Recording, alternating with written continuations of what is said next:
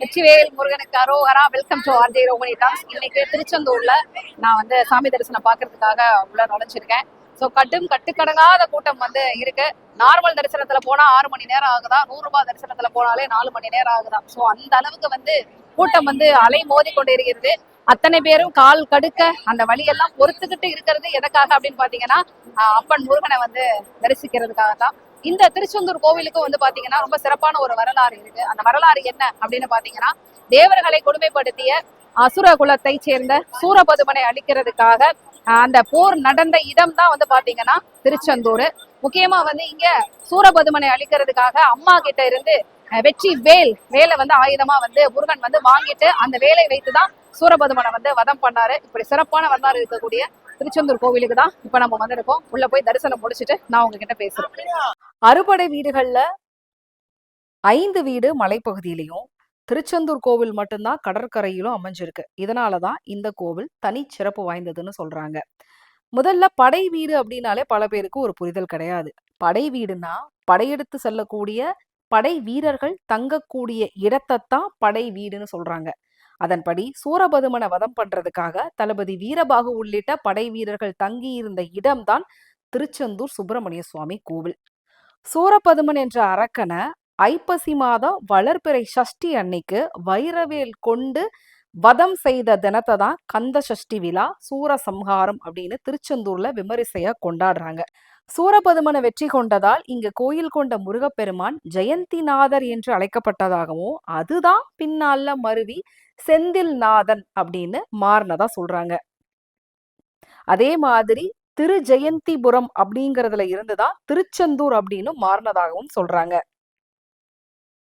சிலப்பதிகார குறிப்புப்படி இந்த திருச்செந்தூர் கோவில் 2000 வருஷம் பழமையானதா சொல்லப்படுது. நான் ஆல்ரெடி சொன்ன மாதிரி அறுபடை வீடுகள்ல மலை மீது அமைந்திராத ஒரே கோவில் இந்த கோவில் தான்.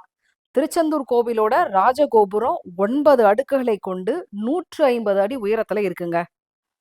முருகனுடைய இடது கையில தாமரை மலர் மற்றும் ஜடாமுடியோடு சிவயோகி போல இங்க முருகன் காட்சி தர்றாரு. முருகனுடைய பின்புறம் இடது சுவர்ல முருகன் பூஜை செய்ததாக கூறப்படும் லிங்கம் ஒண்ணு இருக்குதாம். அதற்கு முதல்ல பூஜை செஞ்ச பிறகுதான் முருகப்பெருமானுக்கு இங்க பூஜை செய்யப்படுதாம். சூரனை வதைத்த முருகன் 4 கைகளோடு சிவபூஜை செய்து ஜடாமுடியோட தவக்கோலத்துல இங்க இருக்கிறாரு. அவரோட தவத்தை கலைத்திடக் கூடாது அப்படிங்கிறதுக்காக அவருக்கு தனி பிரகாரம் கிடையாது. மூலவர் தெற்கு நோக்கி தான் இருக்கிறாரு. திருச்செந்தூர் கோவில் காலை 5 மணிக்கு ஆரம்பித்து இரவு 9 மணி வரை திறந்திருக்கும். திருச்செந்தூர் முருகன் கோவில்ல 9 கால பூஜை நடைபெறுது. திருச்செந்தூர் முருகனுடைய விசேஷமான ஒண்ணு என்ன தெரியுமா? வைகாசி விசாகத்தின் போது கடுமையாக நோன்பு வைத்து காவடி, பால்குடம், அபிஷேகம் இந்த மாதிரியான எல்லாத்தையுமே இறைவனுக்கு படைக்கிறாங்க. தங்கத்தேர் ஊர்வலம், சந்தன காப்பு அபிஷேகம் செஞ்சுட்டு வர்றாங்க. பக்தியோட முருகப்பெருமான அபிஷேகம் பண்ணி வணங்குறதன் மூலமா மனக்கவலைகள்ல இருந்து விடுபட முடியும் அப்படின்னு நம்புறாங்க. கந்த சஷ்டி விரதம் இருக்கிறதுனால திருமணம் ஆகாதவர்கள் திருமண பாக்கியத்தையும், குழந்தை இல்லாதவர்கள் அருள்மிகு சுப்பிரமணிய சுவாமியோடைய அருளால குழந்தை பேரும் கிடைப்பதாக நம்புறாங்க. திருச்செந்தூர்ல நாளி கிணற்றுக்கும் சூரசம்ஹாரத்துக்கும் கூட ஒரு தொடர்பு இருக்குது. சூரசம்ஹாரம் முடிந்த பிறகு முருகன் தன்னுடைய கோபத்தை தணிக்க தன்னுடைய வேலால் வேகமா தரையை குத்த பீரிட்டு வந்த நீர்தான் நாளி கிணற்றில் இருப்பதாக நம்பிக்கை. சூரபதுமனுடனான போரின் போது திருச்செந்தூர்ல முகாமிட்டு தங்கி இருந்த போர் வீரர்கள் தாகத்தை தீர்க்கிறதுக்காக முருகன் தன்னுடைய வேலால் இந்த கிணறை உருவாக்குனாரு அப்படின்னு சொல்றாங்க. கடல் பரப்பை விட கீழே இருக்கக்கூடிய இந்த நாளி கிணற்றுல ஊறக்கூடிய நீர் கடல் மண்ணால வடிகட்டப்பட்டு உவர்ப்பு நீங்கி இனிப்பு சுவையோட இருக்கும். ஒரு துளி கூட பாத்தீங்கன்னா உப்பு கரிக்காது. சென்னையில இருந்து, மதுரையில இருந்து, திருநெல்வேலியில இருந்துன்னு சொல்லி எல்லா நகரங்கள்ல இருந்தும் திருச்செந்தூருக்கு நேரடியாக பேருந்து வசதி இருக்கு. அதே மாதிரி திருச்செந்தூருக்குன்னே நேரடியாக ரயில் சேவையும் இருக்கு. ஒருவேளை நீங்க விமானத்துல போறதுக்கு பிளான் பண்ணீங்க அப்படின்னா சென்னையில இருந்து மதுரை அல்லது தூத்துக்குடி விமான நிலையத்திற்கு நீங்க அங்க இருந்து பேருந்துக்கு போறதுக்கு வசதி இருக்கு. திருச்செந்தூர் கோவிலோட இன்னொரு சிறப்பம்சம் என்னன்னா இலை விபூதி பிரசாதம்.